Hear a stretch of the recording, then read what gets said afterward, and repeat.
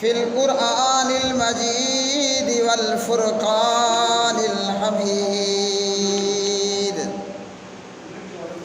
فمن زحزح عن النار وأدخل الجنة فقد فاز وما الحياة الدنيا إلا متاع الغرور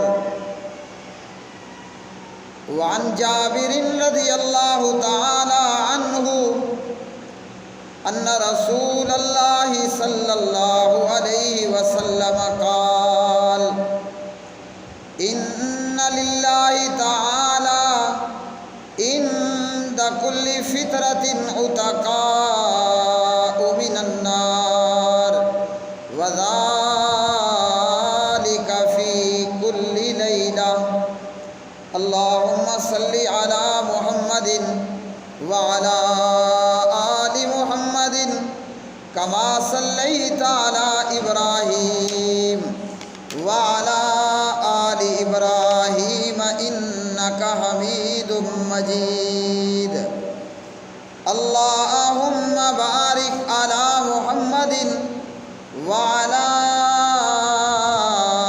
آل محمد كما باركت على إبراهيم وعلى آل إبراهيم إنك حميد مجيد رب اشرح لي صدري ويسر لي أمري واحلل عقدة من لساني يفقهوا قولي۔ ہر قسم کی حمد و ثنا اللہ مالک العلام ذوالجلال والاکرام کے لیے، بے شمار درود و سلام نبی مکرم رسول معظم محمد مصطفیٰ احمد مجتبیٰ جناب محمد الرسول اللہ صلی اللہ علیہ وآلہ وسلم کی مبارک ذات پہ، جسے اللہ رب العالمین نے ساری کائنات کے لیے راہبر و رہنما مجتبیٰ پیشوا بنا کر مبعوث فرمایا۔ رمضان المبارک کا مقدس مہینہ، برکتوں اور رحمتوں والا مہینہ، رمضان المبارک کے خصائص خصوصیات دیگر مہینوں کے مقابلے میں رمضان المبارک وہ عظیم مہینہ ہے کہ اس مقدس مہینے میں اللہ سبحانہ و تعالیٰ نے قرآن مجید فرقان حمید نازل فرمایا۔ اس مقدس مہینے میں اللہ رب العالمین نے قرآن مجید فرقان حمید نازل فرمایا۔ لیلۃ القدر کی عظیم رات میں، جو رات 1000 مہینوں سے بہتر اور افضل رات ہے، اور اسی طرح رمضان المبارک کے مہینے کی دیگر خصوصیات، اللہ سبحانہ و تعالی کما حقہ اس مبارک مہینے سے ہمیں پوری طرح فائدہ حاصل کرنے کی توفیق عطا فرمائے۔ رمضان المبارک کے 7 ایسے خصائص، 7 ایسی خصوصیتیں کہ جو کسی اور مہینے کو حاصل نہیں ہیں۔ اللہ سبحانہ و تعالی رمضان المبارک اور قرآن مجید کے نزول کے حوالے سے فرماتے ہیں، شہر رمضان الذی انزل فیہ القرآن شہر رمضان الذی انزل فیہ القرآن ھدی للناس وبینات من الھدی والفرقان۔ رمضان وہ مہینہ ہے کہ جس میں قرآن مجید نازل کیا گیا، اور یہ قرآن پاک لوگوں کے لیے باعث ہدایت ہے، اور اللہ کے قرآن میں ہدایت اور حق و باطل کے بیچ میں فرق کرنے کی نشانیاں ہیں۔ تو رمضان المبارک کا یہ اعزاز اور رمضان المبارک کی یہ خصوصیت کہ اللہ رب العالمین نے اس مبارک مہینے میں قرآن مجید فرقان حمید نازل کیا، اور یہ رمضان المبارک کی لیلۃ القدر میں نازل ہوا۔ لیلۃ القدر کیا ہے اور لیلۃ القدر میں نبی علیہ السلام نے کیا جو ہے وہ معاملہ کیا ہے، یہ لیلۃ القدر میں آنے والے خطبہ جمعہ کے اندر یہاں سورۃ البقرہ کی اس آیت مبارکہ میں اللہ رب العالمین نے رمضان کی خصوصیت بیان کی اور فرمایا کہ رمضان ایسا مہینہ ہے کہ اس مہینے کے اندر قرآن مجید فرقان حمید نازل کیا گیا۔ اب رمضان کی اپنی برکتیں اور سعادتیں بھی ہیں، اور ساتھ میں رمضان المبارک میں قرآن مجید فرقان حمید کا نازل کیا جانا، اور یہ ایک ایسی خصوصیت ہے جو رمضان کے علاوہ کسی اور مہینے کو حاصل نہیں ہوئی۔ اور پھر رمضان اور قرآن کا تعلق بھی ہے۔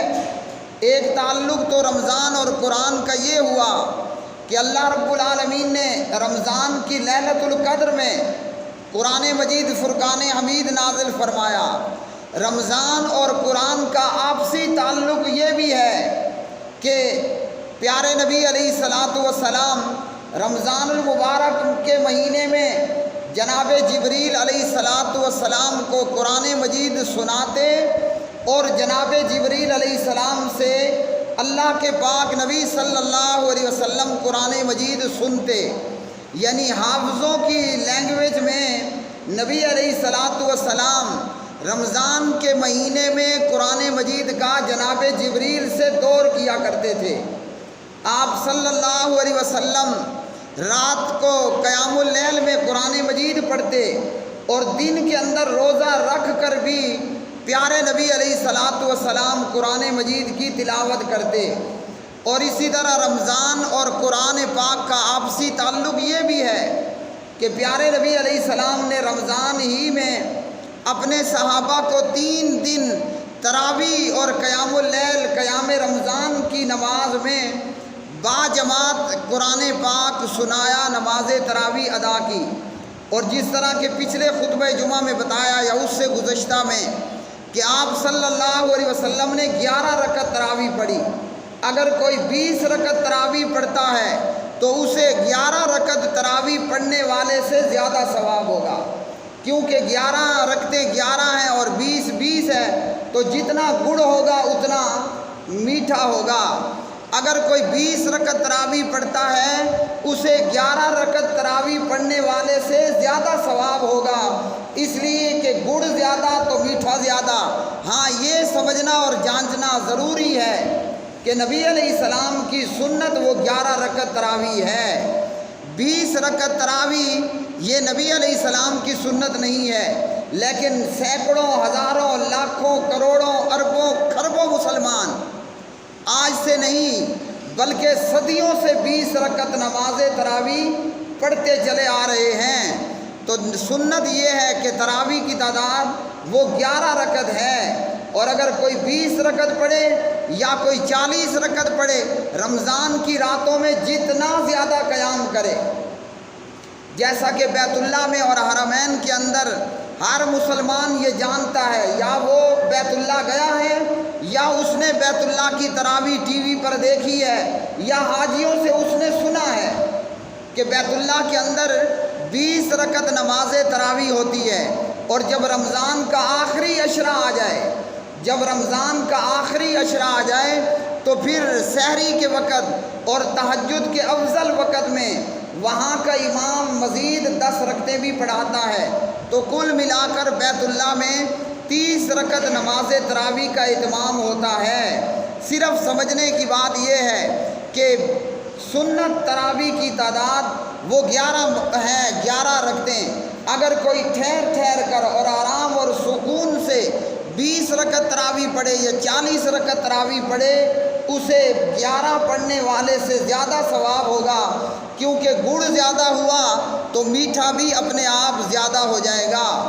اب بعض جاہلوں کو اس پر الجھن ہوتی ہے، یا مخالفت برائے مخالفت کرنے والے کہ 20 رکعت تراویح پڑھنا درست نہیں ہے، حالانکہ 20 رکعت تراویح کا پڑھنا بھی درست ہے، صرف یہ کہ وہ سنت نہیں ہے، اور رمضان کی راتوں میں ہمیں عام اجازت ہے، رمضان یا غیر رمضان میں جتنی رکعتیں پڑھ لیں۔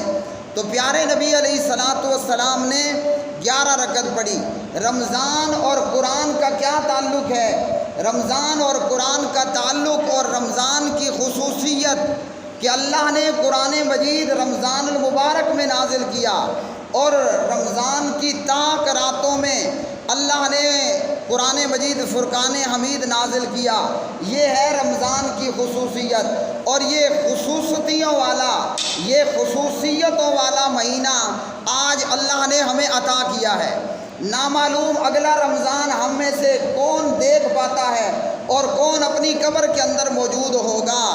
تو اس مبارک مہینے سے جتنا ہو ہم زیادہ سے زیادہ فائدہ حاصل کر لیں۔ رمضان کی دوسری خصوصیت کہ جو کسی اور مہینے کو حاصل نہیں ہے، حضرت جابر رضی اللہ تعالی عنہ اس حدیث کے راوی ہیں، اور یہ حدیث ابن ماجہ کے اندر 1643 پر علامہ البانی رحمہ اللہ اسے صحیح الجامع میں 2170 پر لے کر آئے۔ نبی علیہ الصلاۃ والسلام نے رمضان المبارک کی خصوصیت بیان کرتے ہوئے فرمایا، ان للہ تعالی عند کل فطرۃ اتقاء من النار وذلک فی کل لیلۃ، بے شک اللہ سبحانہ و تعالی ہر افطاری کے وقت، یعنی رمضان میں اللہ ہر افطاری کے وقت بہت سارے لوگوں کو جہنم سے آزاد کرتا ہے، اور ایسا رمضان کی ہر رات میں ہوتا ہے۔ تو یہ رمضان ہی کو یہ خصوصیت حاصل ہے۔ ہماری خوش قسمتی کہ آج ہم نے یہ رمضان بھی پا لیا۔ نامعلوم اگلا رمضان میں یہاں کھڑا خطبہ دوں گا یا قبر میں لیٹا ہوا ہوں گا۔ تو اس مہینے سے زیادہ فائدہ حاصل کریں۔ پیارے نبی علیہ الصلاۃ والسلام نے فرمایا کہ اللہ تعالیٰ افطاری کے وقت بہت سے لوگوں کو جہنم سے آزادی دیتا ہے، اور ایسا رمضان کی ہر رات میں ہوتا ہے۔ اب ہم نے رمضان کی راتوں میں کیا کرنا ہے؟ قرآن پڑھنا ہے، تراویح پڑھنی ہے، تلاوت کرنی ہے۔ یہ کام ہے رمضان کی راتوں میں کرنے کا۔ اور دن میں کیا کرنا ہے؟ دن میں روزہ رکھنا ہے۔ بعض ایسے بد نصیب لوگ ہیں کہ وہ نہ افطاری پر بیٹھیں گے، نہ رات کو قرآن پڑھیں گے، نہ رمضان کی راتوں میں قرآن سنیں گے۔ وہ کیا کریں گے؟ وہ باہر گلی میں پوری رات کرکٹ کھیلتے ہوئے گزار دیں گے۔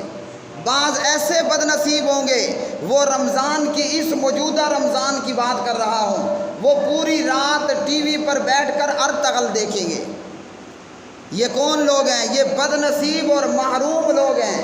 پوری رات رمضان کی کرکٹ کھیلتے ہوئے گزار دی، یا پوری رات ٹی وی پر ارطغرل ڈرامہ دیکھتے ہوئے گزار دی۔ کیا انہیں جہنم سے آزادی نصیب ہوگی؟ کھے ملے گا، انہیں کچھ نہیں ملے گا۔ جو دن کو روزہ رکھے، رات میں مغرب کے وقت افطاری کرے، رات کو قرآن پڑھے، بھلے 11 پڑھے، بھلے 20 رکعت تراویح پڑھے، بھلے وہ 11 رکعت تراویح پڑھے، قرآن پڑھے یا قرآن سنے۔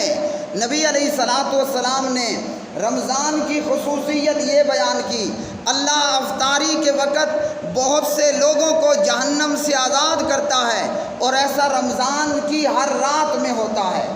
تو کتنے روزے ہوں گے؟ کتنی راتیں ہوں گی؟ 30 یا 29 دن یا 29 راتیں۔ اور بڑا محروم وہ شخص ہے کہ جناب اگر دنیا کا معاملہ ہو تو سب سے آگے، اور اگر آزادی اور جہنم سے بچنے کا معاملہ ہو، بعض لوگ تراویح پڑھتے نہیں ہیں، اور بعض لوگ پڑھتے ہیں تو جناب 2 پڑھی اور گئے، تو باقی تراویح کون پڑھے گا؟ وہ اس مسجد کے امام کا ٹھیکہ ہے، یعنی مسجدوں کے امام نے ہی جنت کا ٹھیکہ لے رکھا ہے۔ اور اگر ایسا ہوا تو ایسا ہوگا، اگر ایسا ہوا تو پھر ایسا ہی ہوگا۔ 2 رکعت تراویح پڑھی، 4 رکعت تراویح پڑھی اور گئے، 20 پڑھنے کا تو ثواب پیدا نہیں ہوتا، یا 40 رکعتیں پڑھنے کا ثواب پیدا نہیں ہوتا۔ یہاں 2 رکعت 4 رکعت پڑھی اور گئے، کیوں؟ کہ جناب ہم تھک گئے۔ وہ ایک آدمی سے کسی نے کہا رمضان آ گیا ہے، اس نے کہا کہ ہاں بڑی برکتوں اور رحمتوں والا مہینہ آ گیا ہے، بڑا مبارک مہینہ ہے۔ پوچھنے والے نے پوچھا روزہ رکھو گے؟ کہا کہ نہیں روزہ نہیں رکھوں گا، بھوک بڑی لگتی ہے۔ چلو اس نے کہا کہ ایسا ہے تراویح پڑھو گے؟ اس نے کہا تراویح بھی نہیں پڑھوں گا، کہ کیونکہ قاری صاحب امام صاحب لمبا کھڑا کر لیتے ہیں، کہیں 11 رکعت ہیں، کہیں 20 رکعت ہے۔ اگر ایسا بندہ بیت اللہ میں پھنس گیا تو وہاں 30 رکھتے ہیں، تو تراویح اس لیے نہیں پڑھوں گا کہ امام صاحب قاری صاحب بڑا لمبا کھڑا کر لیتے ہیں۔ پوچھنے والے نے پوچھا افطاری کرو گے؟ کہا افطاری کروں گا، میں کوئی کافر ہوں کہ افطاری نہ کروں گا؟ تو یہ ہے ہمارا حال۔ اگر ہم دن میں روزہ رکھیں، افطاری کے وقت دعائیں کریں، اللہ تعالیٰ رمضان کی ہر رات بہت سے لوگوں کو جہنم سے آزاد کرتا ہے، مگر ان کو نہیں کرتا جو پوری رات کرکٹ کھیلتے ہوئے یا ارطغرل دیکھتے ہوئے گزار دیں، جو کہ بے حیائی پر بھی مبنی ہے، بدعقیدگی پر بھی مبنی ہے، فضولیات پر بھی مبنی ہے۔ اور اسی طرح پیارے نبی علیہ الصلاۃ والسلام رمضان کی خصوصیت بیان کرتے ہوئے فرماتے ہیں ان للہ تبارک و تعالی اتقاء فی کل یوم و لیلۃ، یعنی فی رمضان، اللہ تعالیٰ رمضان کے ہر دن میں اور ہر رات میں لوگوں کو جہنم سے آزاد کرتا ہے۔ اور فرمایا ہر دن اور ہر رات، رمضان کے ہر دن میں اور رمضان کی ہر رات میں اللہ رب العالمین مسلمان کی ایک دعا ضرور قبول کرتا ہے۔ اللہ تعالیٰ مسلمان کی ایک دعا ضرور قبول کرتا ہے۔ اور اسی طرح رمضان کی خصوصیات میں سے پیارے نبی علیہ السلام کا فرمان امام البانی صحیح الترغیب و ترہیب کے اندر لے کر آئے۔ آپ صلی اللہ علیہ وسلم نے فرمایا جب رمضان کی پہلی رات ہوتی ہے تو فرمایا کہ شیطانوں اور سرکش جنوں کو باندھ دیا جاتا ہے، جکڑ دیا جاتا ہے، جہنم کے دروازے بند کر دیے جاتے ہیں اور جہنم کا کوئی دروازہ نہیں کھولا جاتا، جنت کے سارے دروازے کھول دیے جاتے ہیں۔ اعلان کرنے والا اعلان کرتا ہے اے خیر و بھلائی کے طلبگار آگے بڑھ۔ کیا مطلب؟ روزہ رکھ، نماز پڑھ، تراویح پڑھ، قرآن پڑھ، تو خیر و بھلائی کے طلبگار آگے بڑھ۔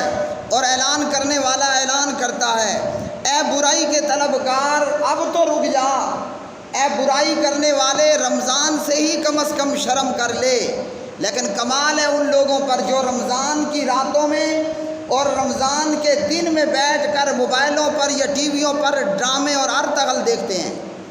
اعلان کرنے والا یہ اعلان کر رہا ہے۔ اور اسی طرح رمضان کی خصوصیات میں سے لیلۃ القدر کی رات جو 1000 مہینوں سے بہتر ہے۔ اور اسی طرح رمضان المبارک کی 7ویں خصوصیت حضرت عبداللہ ابن عباس رضی اللہ تعالی عنہما اس کے راوی ہیں، نبی علیہ الصلاۃ والسلام نے فرمایا رمضان میں عمرہ کرنا یہ میرے ساتھ حج کرنے کے برابر ثواب ہے۔ کب؟ رمضان المبارک میں عمرہ کرنا۔ حدیث عبداللہ ابن عباس رضی اللہ تعالی عنہ روایت کرتے ہیں جب نبی علیہ السلام حج سے واپس آ گئے تو پیارے نبی علیہ السلام نے اپنی ایک صحابیہ ام سنان انصاریہ سے کہا ما منعکی من الحج، تو نے حج کیوں نہیں کیا؟ نبی علیہ السلام اپنی ایک صحابیہ سے پوچھتے ہیں ام سنان سے کہ تو نے حج کیوں نہیں کیا؟ وہ عورت کہنے لگی کہ ہمارے پاس سواری کے لیے کوئی سواری نہیں تھی۔ اس صحابیہ نے جواب دیا کہ حج پر جانے کے لیے میرے پاس سواری کوئی موجود نہیں تھی۔ تو پیارے نبی علیہ السلام نے فرمایا فَإِذَا جَاءَ رَمَضَانُ، جب رمضان کا مہینہ آ جائے تو رمضان میں عمرہ کر لینا۔ فَإِنَّ عُمْرَةً فِيهِ تَعْدِلُ حَجَّةً، رمضان کا عمرہ یہ حج کے برابر ہوتا ہے۔ تو یہ کس کی خصوصیت ہے؟ یہ رمضان المبارک کے مہینے کی خصوصیت ہے۔ اگر ہم حج پر نہیں جا سکتے، عمرے پر نہیں جا سکتے تو گھر رہ کر کم از کم رمضان کی برکتوں کو لوٹیں۔ لیکن یہاں بھی اگر کچھ نہ ہو تو پیارے نبی علیہ السلام صحیح بخاری اور مسلم میں فرماتے ہیں فَإِنَّ عُمْرَةً فِي رَمَضَانَ تَقْضِي حَجَّةً مَعِي، رمضان میں عمرہ کرنا میرے ساتھ حج کی قضا ہے۔ تو نبی علیہ السلام نے اس صحابیہ سے کیا کہا؟ رمضان میں عمرہ کر لینا، رمضان میں عمرہ کرنا یہ حج کے برابر ہوگا۔ اور پیارے نبی علیہ السلام کا دیا ہوا پیکج یہ آج بھی ہمارے لیے موجود ہے۔ تو یہ کس کی خصوصیت ہے؟ یہ رمضان کے مبارک برکتوں اور رحمتوں والے مہینے کی خصوصیت ہے۔ لیکن افسوس، خوش قسمت تو وہ ہیں کہ جو رمضان میں عمرے پر جاتے ہیں، اور بد نصیب وہ ہے جو نہ روزہ رکھ پاتے ہیں، نہ قرآن پڑھ پاتے ہیں، سارا سال بھی قرآن نہ پڑھنا اور نہ سننا، اور سب سے بڑا محروم وہ شخص کہ رمضان میں بھی قرآن نہ پڑھے اور قرآن نہ سنے اور اپنا وقت وہ فضولیات کے اندر گزار دے۔ تو یہ رمضان المبارک کا مقدس مہینہ، رمضان اور قرآن کا رشتہ کیا ہے کہ اللہ نے قرآن مجید رمضان میں نازل کیا، اور نبی علیہ السلام رمضان میں قرآن مجید جبریل کو سناتے اور سنتے، اور تراویح کے اندر صحابہ کو قرآن پڑھ کر سنایا۔ تو عقل مند وہ ہوگا جو اللہ سبحانہ و تعالیٰ کے اس پیکج سے پورا جو ہے وہ فائدہ اٹھائے، اور جب رمضان گزرے رحمت بھی حاصل ہو چکی ہو، مغفرت بھی حاصل ہو چکی ہو، اور جہنم سے نجات بھی حاصل ہو چکی ہو۔ اللہ رب الرحمن سے دعا ہے وہ کما حقہ ہمیں رمضان سے فائدہ اٹھانے کی توفیق عطا فرمائے۔ اقول قولی ھذا استغفر اللہ لی ولکم ولسائر المسلمین والمؤمنین۔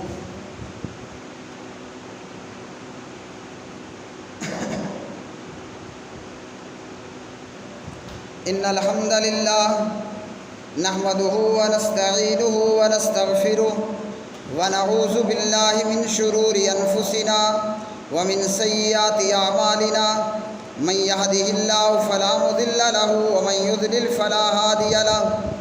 اللهم اغفر لنا وللمؤمنین والمؤمنات والمسلمین والمسلمات۔ اللهم